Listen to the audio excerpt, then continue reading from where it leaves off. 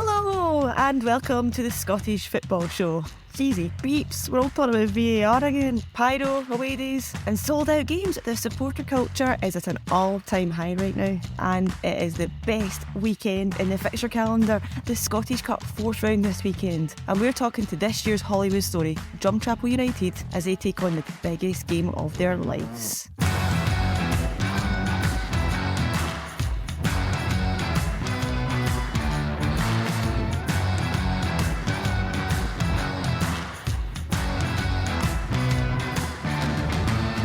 Hello and a warm welcome to the Scottish Football Show. I'm West Ham's video producer Laura Brannan and I'm really excited about this week's show. There's so much to cram in and talk about. So let's get started. I'm joined this week by football filmmaker and editor Findlay Marks. Finn, possibly your last week on the show for a wee while. You're off to have a baby. Yeah, well, I'm not off to have a baby. The miracles of medical science haven't quite got to that point. But yeah, my wife Sarah, we're expecting our second little one to arrive by the 24th of Jan, if not before. So just in time for Burns Night, which is very nice and considerate of them to arrive at that point. A little Rabbi Marks on his way. Someone who's definitely not about to squeeze one out at Sky Sports. Andrew Dickson, hello. Hello, that makes me sound a bit like a Hamilton Accies commentator. Such a I'm niche definitely mention, not I love it. about to squeeze one out. If I disappear for 15 minutes, I'll turn the microphone off and I won't mention it when I come back. That is such a lovely niche reference. Right, as I said, there's loads to get through this week, so let's get started. What's been happening in Scottish football? Anything funny catch your eye this week? Just talking of babies and newborns coming along, the thing that I'd seen, I think it was actually a couple of weeks ago, but it was retweeted out, I think, by UEFA, is it something that the San Marino Federation are doing, which is for every newborn baby born, they're given a kind of baby-sized San Marino kit to them as a way of trying to instill a bit of national pride. I don't know if I'd do the same thing with the Scotland top. Maybe. I've had this weird thing that I've had going with Scotland tops since 1997, which was a vow to myself after the 98 World Cup. I wouldn't buy myself another Scotland shirt until we qualified for a World Cup again. So as yet, I'm still rocking the large boys Scotland kit I have from 1997, which is rather snug now, but resolute in that stance that I'm not going to buy one until we qualify for a World Cup. And then I probably won't be buying any for the rest of my family until we qualify for a World Cup either. Harsh. San Marino almost won a game recently. So, a bit ambitious that they're going to give out all these tops, but quite nice because they might have actually had something to celebrate for a change. Was it 1994 or something like that since the last one against San Marino? Quite a while. I'm your biggest diehard, obviously, and love to indoctrinate everyone into Scotland, but I wouldn't be for this at all. I'm very much for let your child find football for themselves and let them choose their own team and don't force it on them from the second they take their first breath. And let's face it, you could probably pick a better team than San Marino. Or Scotland, to be honest. Wouldn't wish that on anyone. Oh, Finn. You've been away too long, Finn. Right, I've got a question for both of you. Have either of you been followed on Twitter yet by John Cena? Not yet, not to my knowledge, no. Not that I've noticed either. I'll explain this one then. John Cena, towards the end of last year, bizarrely, and I don't really know why, and I don't think anybody else does either, went on a bit of a following spree where he took an interest in a lot of Scottish Twitter accounts, and particularly journalists and podcasters, so people from like STV, the Press and Journal up in Aberdeen and Inverness, the Courier, the Evening Telegraph, the Sun, the Scotsman, all been followed by John Cena, who, if you don't know, former WWE wrestler, now an actor, 14 million followers on Twitter. So this week I've been followed by him. I was kind of half tempted to just slide into his DMs and say, about time, John, where have you been? Because there were plenty of journalists followed before I was, but it's quite odd, don't really understand, but he's clearly a big fan of Scotland and possibly even Scottish football. I'm sure he's listening, so John, we're looking forward to having you on the podcast in the next few weeks. Aye, give us a wee retweet, John. Get us out there, get more people seeing us. I would love John Cena to come on the show. We can give him the entrance music and everything else. I wonder if it's like if he's got some sort of like mad uncle or something like that, a family member who's randomly like a Stenhouse Muir fan and has just been battered and yapping in his ears for years and years and years about like, you need to get involved in Scottish football, John, there's nothing like it, and now he's just like Oh, no, this is great. I'm going to follow as much as I can. It's funny, on there's an STV story about it on their website, and then the final line of it is, Cena was contacted for comment by Twitter direct message, as if they're getting a reply. I mean, he's got 14 million followers. He must have loads of people sending him messages. So, yeah. But, you know, if you are listening, John, great to have you on board. Right, this is another completely wild and random story. This one's not quite Scottish football, right, but it's so batshit mental that it wouldn't surprise me in the slightest if it was. Gerard Piqué, he's running a seven-a-side team. Oh. But, did you see this? Yes, absolutely. It's brilliant. Do you want to fill us It in, looks Andrew? So good. Like, Gerard Piqué is the man who brought us last year, and honestly, I was a big fan of this, the Balloon World Cup, where you basically play that game that you play like when you're a kid, where you just try to do keepy uppies with the balloon and it can't hit the ground. Gerard Piqué is, I think it's fair to say, a man that has slightly different ideas to the rest of us, and his latest one is this seven-a-side league, which is like 10 or 12 teams, and it's all sponsored, it's televised, they've got VAR, which is incredible. It's all played in a warehouse in Barcelona. Wow. And you've got some, I think, like some of the presidents are like Casillas, and is it Puyol, not a president as well, I think. So there's quite a few like big names have also played for Barca and Real Madrid. And obviously there's a lot of players playing in this game as well. Like kickoff starts, instead of like an actual kickoff, it basically is like a Royal Rumble. They kind of start at each end of the pitch and just run at each other. It's like kind of a scene at a Braveheart or something like that. I think if you get a yellow card, you get sin binned. If you get a red card, you're expelled from the whole thing, never to be seen again. Don't quite know what they do with you after that if you get taken away kicking and screaming. It's a bit like a football Squid Games, to be honest, and it looks absolutely unbelievable. There are crowds there, not many. As I say, it's in a warehouse, so I don't know if it's a bit of a secret location. It's in Barcelona somewhere, but it just looks unbelievably good. And there was this one player, so this guy, whoever he is, he's a La Liga player, he's asked if he can play in the Kings League, it's called, and he's been told by his club, no, not a chance, because obviously insurance if you get injured and all the rest of it. So he played anyway, but wore a mask, kind of Spider-Man style, and called himself Enigma. So don't know who he is. I'm sure his club is probably watching him playing and they're like, that's definitely that guy. But because he's cutting about in this lycra mask, it's quite difficult to tell who he is. So yeah, honestly, it looks unbelievable. We could do a whole podcast on this alone, because as well, Piqué obviously very high profile, split with Shakira. I don't know if you've heard Shakira's latest song, Yes, which is like properly having a go at him. There's a line in the song about you swapped a Ferrari for a Twingo, because basically he's had an affair with somebody and clearly Shakira's the Ferrari and the other girl's the Twingo. So apparently, I think in the last couple of days, Piqué has turned up at his Kings League driving a Twingo. He does not care about anything. So, and this is probably reflected in the Kings League, that it's just wild. There are rules, but they're pretty crazy rules. And I, for one, I'm here for it because it looks absolutely incredible. that is absolutely sensational. I right at the top of this, you said, Laura, that it's not got anything to do with Scottish football. Can I stake a claim, plant my flag firmly in the ground like Graham Souness in Turkey, that this should be the blueprint for how we bring back the Tennent Sixes? Because that was honestly one of the best things to ever happen to Scottish football. Mad to think that you had, like, at the time, full-on professional footballers taking the time out to play in a six-a-side kickabout. Like, it's absolutely mad. But this is the way to do it. This is how we bring it back. We get Gerard Piqué to come over to Scotland, and this is how we instigate it.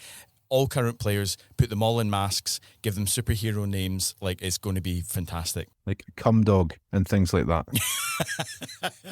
Imagine him playing in that. That would be unbelievable as well. Did you ever go to the Tennent Sixes? I was slightly too young for it, which was a bit of a shame, not growing up in a family that really watched football, but I used to watch it an awful lot.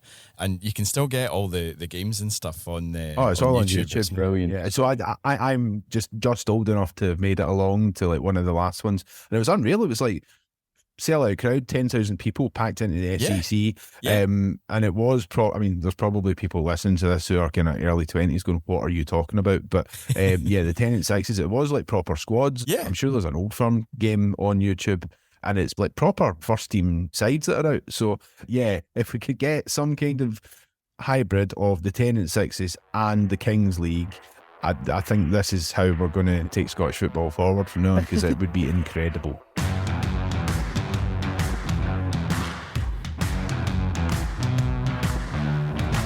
The dogs bark, and the caravan passes. The caravan keeps moving. The caravan keeps going. So I've picked out a few fan appreciation stories to talk about this week. There's quite a few good stories going around. Firstly, did anyone see the group of Partick Thistle fans that went to Carlisle at the weekend? Oh, this is amazing. Their game against Dundee got called off. So they joined up with the Newport County fans just to bring, the noise to the away end. This is brilliant. Let's just go travelling. Let's just go to a game. And let's just adopt a team for the day. What a great mentality. It's brilliant, and I think it's something that more people should definitely look into doing. Like, it's great fun when you go to a different ground, see different teams. Like, growing up, for me, I was a Rangers fan growing up, but not in a family where anybody else in my household was really a football fan. So it was difficult and expensive to get to Ibrox for games. So it was much easier and cheaper to go and see more local teams. So I used to, this is something terrible to say to both Morton and St Mirren fans, because obviously they're rivals, but I used to go to Love Street and Capello every other week just to see the games there, go up to see Partick Thistle as well. It's brilliant. And even, I've had a friend at uni was from Preston, so I went to Deepdale to see them playing an FA Cup match where, interestingly, former Hearts striker Ricardo Fuller was playing and I think scored a hat-trick as well. But it's so much fun going to different grounds and seeing different teams, and they're just such brilliant days out. There might just be a wee bit of regret amongst the Partick Thistle fans. No disrespect to the good people of Carlisle, but if they saw one thread on Twitter this week, they might have had a taste of what they could have had instead, because there was a story about a QPR fan who, when they played Fleetwood in the FA Cup, he decided it was too expensive a trip to make, so he kind of had a look to see what there was as an alternative. Now, I don't know exactly how much he spent, but his thread about his journey, basically it kind of balanced out at roughly the same cost. So what he did instead of going up to Fleetwood with QPR was he got on a £9 Ryanair flight from, I think, Stansted to Milan, went along to the San Siro, saw Inter play Parma with 44-year-old Buffon in goal for Parma. Then he hopped on another flight, or a train I think it was actually, to Paris, went to see PSG against Angers. And then on the way home, the cheapest way to get back from Paris was obviously to fly to Lisbon, spend a few hours in Lisbon and then fly back home. Now, as I say, he didn't give what the overall cost was, but that was what he did as an alternative to going to Fleetwood, because it was much the same price. I don't know if that necessarily highlights how bad ticketing is in terms of pricing for fans. I think it's more about the public transport in the United Kingdom at the moment. But it could have been a good alternative for Thistle fans to maybe hop over to Milan, Paris and Lisbon instead of going down to Brunton Park. Absolutely love that. Love it. A wee bit closer to home, at Hampden, the two pyro displays at the semi-finals at the weekend. Obviously, I'm a big fan of pyro in general, but this was something else, wasn't it? For both the Celtic fans and the Rangers fans, what they put on display. It's really impressive how coordinated these things are, in particular as well when, at Hampden, I don't think they get access in advance. It's a bit different if it's at Celtic Park or if it's at Ibrox, where the clubs are a bit more on board with things. Maybe not pyro, because officially you're not meant to be taking that in, so the clubs maybe don't tolerate that as such. But for them to come up with the displays that they do, aside from the two Old Firm clubs as well, there's a lot of supporters across the country really put in a lot of time and effort and money as well, it's got to be said, into displays, whether it's pyros or big banners or whatever it is. So it looks great. And it lasts maybe a minute on TV and all the rest of it, and people say, oh, that was really good, but then it's not really thought about so much afterwards. So there are some supporters who deserve a bit of recognition there, because the amount of time and effort that they put into meeting in a warehouse or wherever it is. I mean, sometimes it's in the club stadiums as well. To put these things together is really, really impressive. Yeah, I was involved with the big tifo we did for the Ukraine game, for the World Cup playoff in the summer, and that was the first time I've really been involved in organising something like that, and I would absolutely love to take it up a notch and get that much pyro at Hampden for a Scotland game.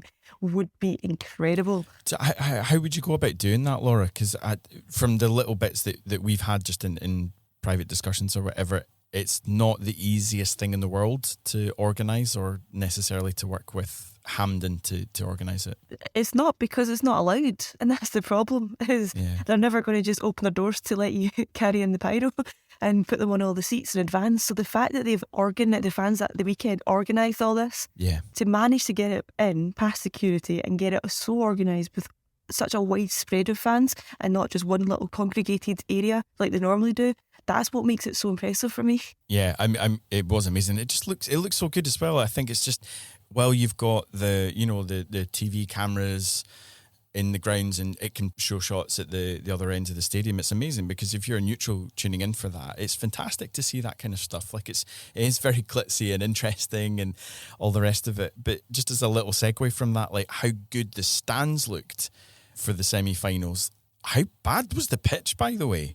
Like it was shocking. And my thing from that point of view is just, we're trying to show the best advert for Scottish football, right? These are National Cup semi-finals. And we're trying to show off the best of our product. And the fans couldn't do any more. Like, the stands were looking amazing. I think despite the pitches, the games were actually pretty good. They were well contested and interesting. But the state of the pitch, especially obviously by the Sunday, was just, I think that's unforgivable. Like, it looked like something from the 1990s. And especially at a stadium that probably hosts more rock concerts than football matches during the year. Like, is that not unforgivable? Yeah, I mean, I was at the Rangers Aberdeen game on Sunday and the pitch was awful. And there's a statement that's come out saying that the SPFL and the SFA are working together to make sure that the surface is in the right condition for the final. I mean, did they just dust down and reuse a statement that they put out previously? Because this seems to happen time and time again where they say, oh, yeah, we're really sorry about the pitch. We'll make sure it's all right. Let's get it right the first time instead of repeatedly getting it wrong. I mean, as you say, there's not that many games at Hampden. Queen's Park were back there for 2 or 3 games, I think, before Christmas and around Christmas. But they've not been playing there regularly. There haven't been regular games. There are more gigs at Hampden these days. To be honest, I'm not an enormous fan of Hampden. The fan experience for me, and it's little things like no Bovril 2 minutes into the game, no Mars bars, which I'd asked for as well, and then asked for a pie, and I got something that looked like it had been in the oven for an hour longer than it was meant to be, It sounds like a really petty thing, but I was talking to somebody who had gone there having not eaten, and they were like, oh, I was going to get my lunch here, and it's like, well, best of luck with that, because it's absolutely abysmal. As a venue for Euro 2020 not so long ago, it astounds me that some things are of a really, really poor standard. That wasn't great, but the pitch as well was it was terrible. Yeah, it baffles me that there's club groundsmen that are managing to keep pitches intact when they're played on every second week. And Hampden with hardly any games is like that after all these months. Exactly. It's such a good point. It also harks back to something, I don't know how you guys feel about this. This is something that I've always felt, and I know there's kind of like legal reasons why this doesn't happen. But I really, I remember back in the 90s, obviously when football was perfect, but back in the 90s, you had more instances of the semi-finals of both the League Cup and the Scottish Cup being played at still neutral venues, but being kind of like moved around to venues that made sense to whomever qualified for the specific semi-finals. So you did have games happening at Fir Park, Easter Road, Tynecastle, Tannadice even potentially. Like, I just wonder how much sense is there playing 2 elite level football matches on the same pitch 24 hours apart. No matter how good the ground staff are, surely that's not the proper way of doing it. And I know there are different kind of like legal things. So it's something that the SPFL inherited as a contract from the SPL when that changeover happened. So goodness knows how long this contract runs for. But it was, I'm not too sure about the Scottish Cups, but for the League Cups, if Rangers or Celtic qualify for the semi-finals, they have to be played at Hampden, or any match where they expect more than 20,000 spectators to turn up to it, they have to be played at Hampden. I know people moan outside of Glasgow how it appears all to be Glasgow-centric in terms of, like, you've got potentially fans travelling down from Aberdeen that they can't use public transport to get down. This goes back to the question you were saying, Andrew, about the state of public transport. I think it's a much wider issue. And quite often, the last train back to Dundee or Aberdeen could be before the end of the game actually happens, and what if the game runs to added time or a penalty shootout. I just think there's so much around it that needs to be looked at and addressed, and there definitely has to be a conversation about using alternative venues as well. Even if you look to, quite often, Celtic Park and Ibrox were used as alternative venues as neutral stadiums. So if Rangers qualified for one semi-final, they would play at Celtic Park and vice versa. And also I think because the infrastructures are there, they're better than Hampden. They are. Hampden's amazing for the day out, and it's got the historical significance, but it's rotten trying to get to Hampden on trains and in cars and everything like that. So the whole infrastructure around it needs to be sorted for me as well. Yeah, like it's not great on the pitch, but off it is brilliant. The SFA have sold out 4 of the 5 games coming up this year. So Cyprus and Spain doubleheader in March, the England friendly in September, and then what could be the big decider for Euro 2024 against Norway in November. All sold out games. And apparently there's only a couple hundred tickets left for Georgia as well. So that's going to be class. All we need now is the pyro. Just sneak it. Okay, another story from the stands, not maybe as positive as the Scotland one. St Johnstone have reportedly only sold 300 tickets for Saturday's Scottish Cup game against Rangers. Obviously, this one stems from the fact that St Johnstone have given Rangers 3 stands for the game. There was a big uproar about it when it happened, and fans are voting with their feet. Look, fair play to them. They're having their voice heard. Another one from the stands, there was a couple of adopted Aberdeen fans in the Hampden crowd on Sunday.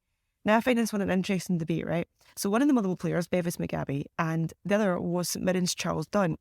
They were both there supporting Anthony Stewart, which is all fine, totally normal, but Charles Dunn was wearing an Aberdeen top. Guys, is this acceptable? I mean, I'm surprised that they weren't wearing Karate Kid outfits after Anthony Stewart's challenge, which got him sent off, because that would maybe have been a wee bit more fitting. I'm not sure. I think if you're supporting somebody in a different country from the one that you're playing in, then perhaps you get away with it. But if you turn up wearing an Aberdeen top when you play for one of the rival teams, I think you're asking for trouble. As innocent and light-hearted as it was, and as much as he's tried to brush it off himself on Twitter and tell everybody to relax, he's obviously not been in Scottish football for long enough yet if he doesn't realise that that's not something we do in Scotland. Nice sentiment. I'm not sure it was the right call. I mean, you say that about it just being a Scottish football thing, but surely there's something in your head that just has to ask itself, should I be wearing another team's football kit to the match? Irrespective of where you are in the world, that's surely something that you'd be like,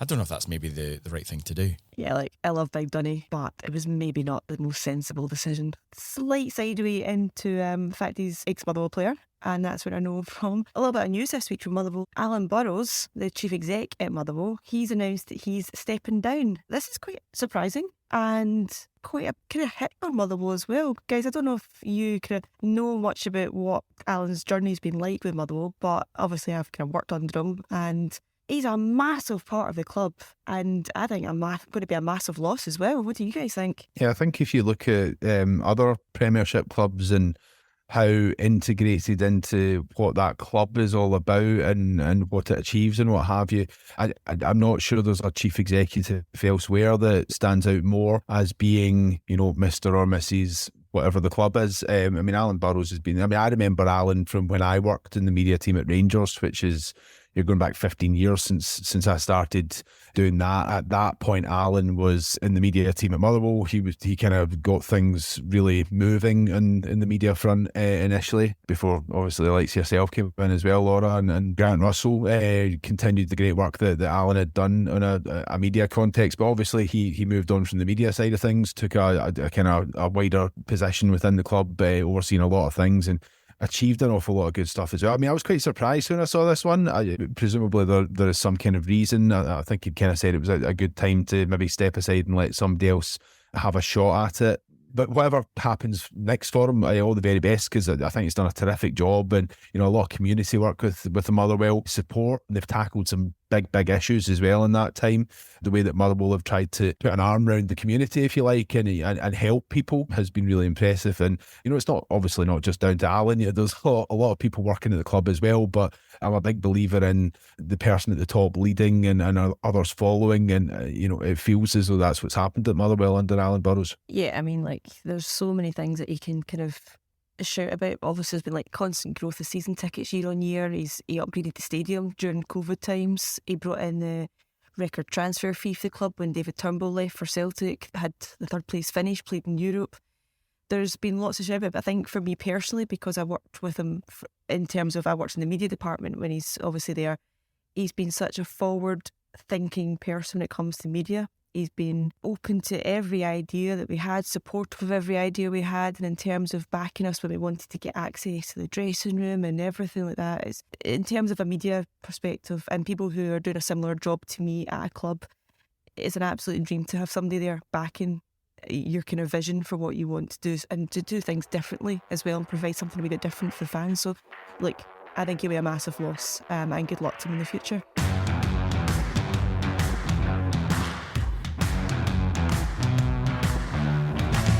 You think I'm going to answer a stupid question like that? Like I said at the start, Jeezy Peeps, how are we back talking about this again? But has the VAR debate ever been away?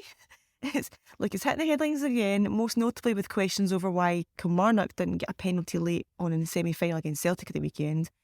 But it's the handball rule that's coming in for a lot of scrutiny right now. I think it's fair to say this kind of reared its head again after the Old Firm game when Connor Goldson was deemed to have handled it inside the box, but nothing was given for it. Since then, or at least around that time, we've had St Johnstone manager Callum Davidson. He's called for the handball rule to be changed. Ange Postecoglou said it's really confusing for players and the decisions haven't been consistent. Ricky Lammy's come out and says there needs to be more clarity on what is and isn't allowed.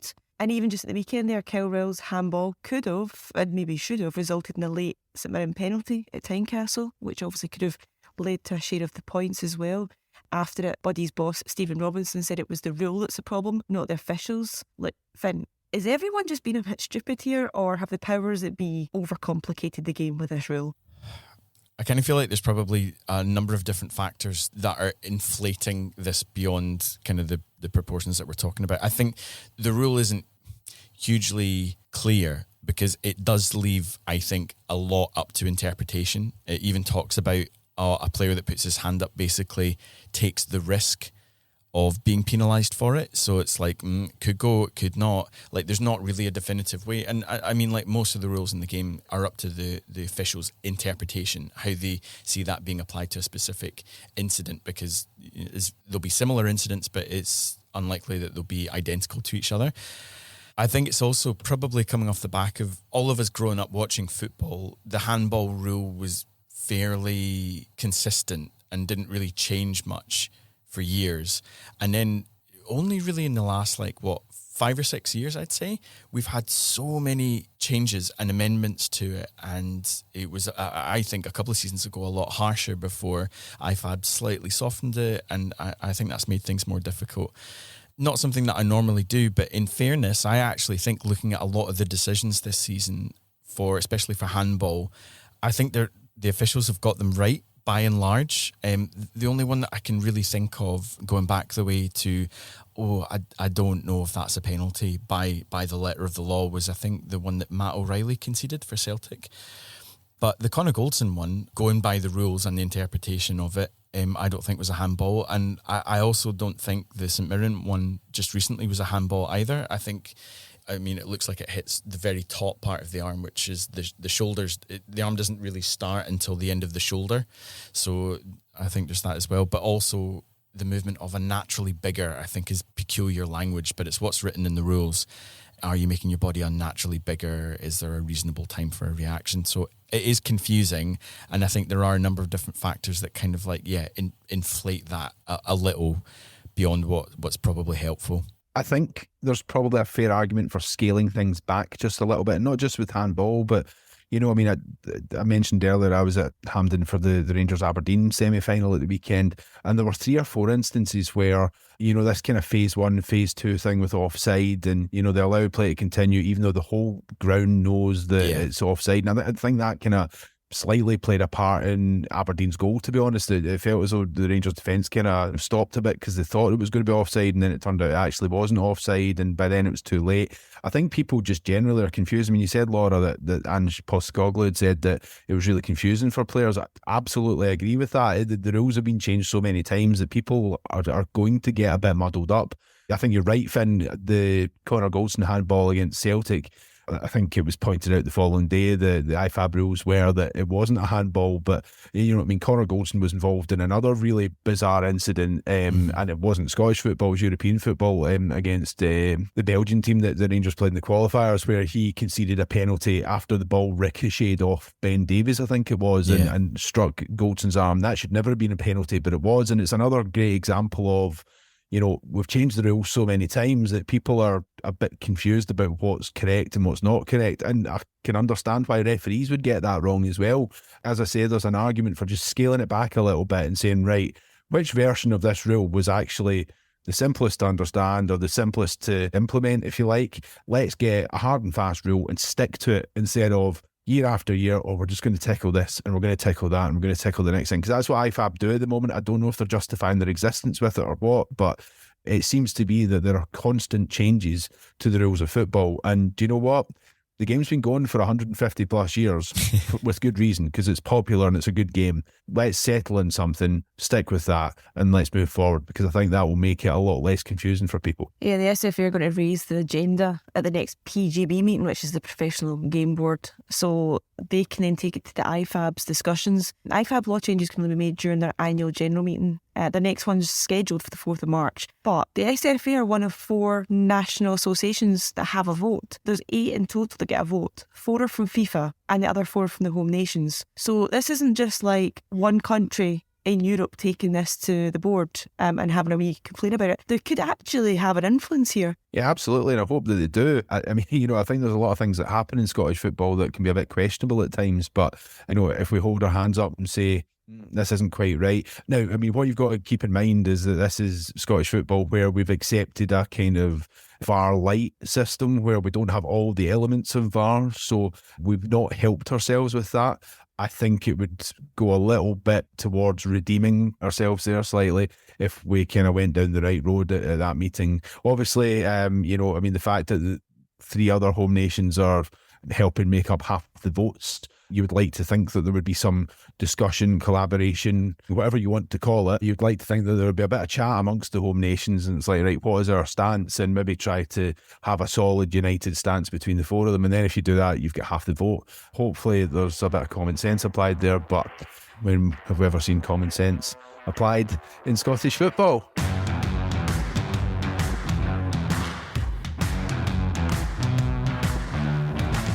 I'm just going to say, Dunfermline fans, Dunfermline, well done tonight. You pumped this, no plaudits. Like, as I keep saying, it's the best Saturday of the year coming up this weekend. The 4th round of the Scottish Cup, where fairy tale dreams are well and truly alive and kicking, and we're all obviously backing the underdog for that classic Hollywood run. Speaking of which, Drumchapel United are taking on Elgin this weekend, and it's the first time they've ever been this far in the tournament. The West of Scotland First Division side are currently playing in the 7th tier, and they knocked out FC Edinburgh in November to get into the last 32. So we're joined now by co-manager Adam Hopes to look ahead to the big game this weekend.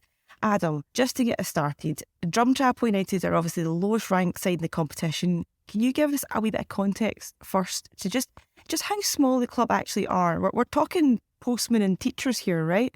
Aye, well, I don't know if there's anyone as intelligent as a teacher at the club, but certainly a few postmen. We're obviously a non-licensed club playing in the West of Scotland pyramid, and we're obviously done extremely well to get to where we are. We're obviously hoping for the big guns in this round, but we've been given a League 2 team that we feel we can go and hopefully make a good account of ourselves. I was going to ask you that, Adam. I mean, obviously you knocked out FC Edinburgh, and on the face of it, people will be like, a bit of a shock, but I mean, they're obviously having a great season. FC Edinburgh second in League One, so I'm sure the fact that you've got a result against them and done so well against them, as you say, you're taking on Elgin, and even if it's away and all the rest of it, you'll go up there with a lot of confidence, I'm sure. Oh, definitely. I mean, we've done remarkably well to get through 4 games, and now we obviously look forward to the 5th. I mean, the club are obviously 21 years old, but surely this is the biggest game in your history. Oh, definitely, without a shadow of a doubt. I mean, I've only been involved with Drumchapel United for probably about 5 years. I was previously the manager of Possible IM, and the amateur team at Drumchapel had folded, and John, who used to be the manager of the amateur team, was the manager of the Central Scottish select team at the time. Basically bumped into each other and kind of had a wee chat about amalgamating, because we'd already had a place in the Central Scottish Football Association. Obviously, it just saved Drumchapel having to reapply stuff like that, because they'd been out it for about 4 or 5 years. And then obviously we went and had a few good successful seasons at amateur, and then we got a wee nudge that the pyramid was going to be opening up. And that was when we lost the Postle side of it, obviously, because there's a lot of criteria you had to reach, and Postle didn't have that. And obviously Drumchapel United had that, and above all the clubs at Academy and the set-up with the Donald Deere Centre and stuff like that. And then, thankfully enough, we get accepted into it, and here we are today, going into the 4th round of the Scottish Cup. What does the prize money at this stage of the competition do for you guys? Because, I mean, obviously, It's not enormous money if you're a Premiership club, but I mean, it's, you know, you're well into 5 figures per round now, I think, aren't you? So what is that going to do for Drumchapel United if it ends here and now this weekend? What kind of return have you had from the competition that you wouldn't have had otherwise? Well, believe it or not, we're actually probably out of pocket as we speak in regards to obviously the expenditure it's cost us, because we've had to go to Tennent, we've had to go to Nairn, we're now going to Elgin. So we incorporate all that and add it all up. The gates have been okay. They haven't been anything set the hair fryer, I feel like, but certainly we don't get a penny.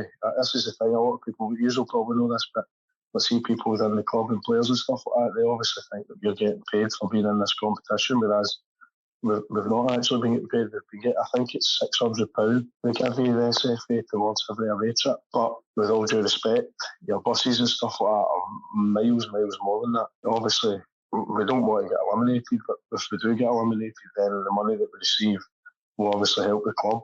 But let's just say it would have been a lot better if we were to get a Premier League team away. Is that something you kind of take on different sides? You go, well, on one side of the coin, it's a total fairy tale for the club. We're all just enjoying ourselves and it's a memory and it's a moment that we'll never forget. But at the same time, is the club financially secure, or is there a kind of concern at the back of your mind that, like, if we do keep doing well, is this actually going to be more difficult for us? I wouldn't say the club are a financial difficulty or anything like that, but certainly, obviously, you need to look at the bigger picture now for the stars, and obviously, with us being in the position we're in, obviously, the last round, we thought, right, let's have a Hibs, Hearts, Rangers, Celtic away, because obviously, we're not going to win the Scottish Cup, but what we will do is, no matter how far we get, is try and be as professional as possible and try and compete the best way that we can and do the club and the community proud. The same goes on Saturday again. If obviously we were to get the result that we want, we would obviously be looking for that draw again, because I think you all agree it's a substantial amount of money for a non-league club that you could generate if you were to get drawn one of the big guns. That would just open so many doors for us going forward. Just on that, Adam, and kind of like forward facing, looking to the future of Drumchapel United, it's clearly, you know, a really well run club and you've come a long way in a very short space of time. The results aren't flukes this season. I think you've won every game, you know, since that third round tie, so the confidence must be high, and some of the teams that you've beaten are of a very high level indeed. What are the kind of aims and ambitions of Drumchapel United, and is this kind of a box to tick on the way going up the way to something that you feel the club could achieve? Nah, of course. I mean, listen, there's no one any more ambitious than me, John, William Chisholm and William King and everything else at the club. I mean, we want to get up this pyramid as fast as we possibly can and hopefully make us an official SPFL club competing in League 2, League 1, like an FC Edinburgh, Celtic Hearts type thing. That's obviously the ambition behind the scenes. There's certainly a buzz about the place. It's more than 20 years since we saw the movie A Shot at Glory with Alan McCoy's dad. I mean, obviously, that story was about a small village team going all the way to the final. I think Ali played a character called Jackie McQuillan, who was a bit of a bad boy. He'd played for Celtic and lost his way a wee bit. Have you got any Jackie McQuillan type characters in your team that are going to take you all the way? I need to say yes, because I wouldn't want to put any doubt in the players of the squad. You never know.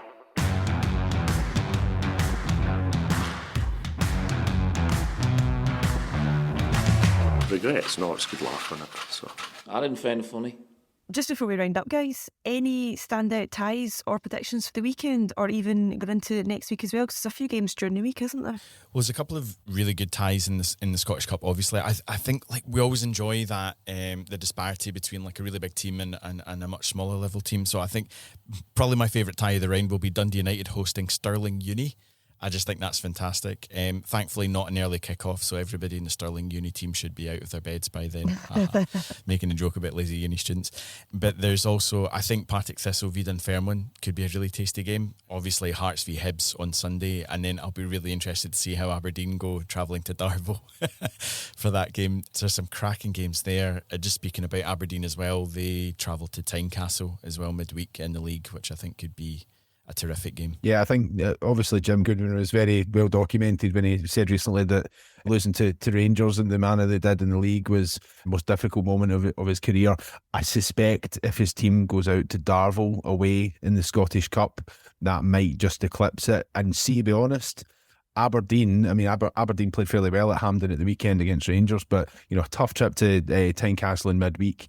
They won't be looking forward to going to Darvel at all. No. I mean, Darvel's not a name that's been on many people's lips in recent years, or perhaps even ever for some people, you know, but it is an intriguing tie, and it's great to see ties like that, you know. I mean, that Darvel-Aberdeen game, wouldn't be totally surprised if that was tighter than a lot of people maybe expect.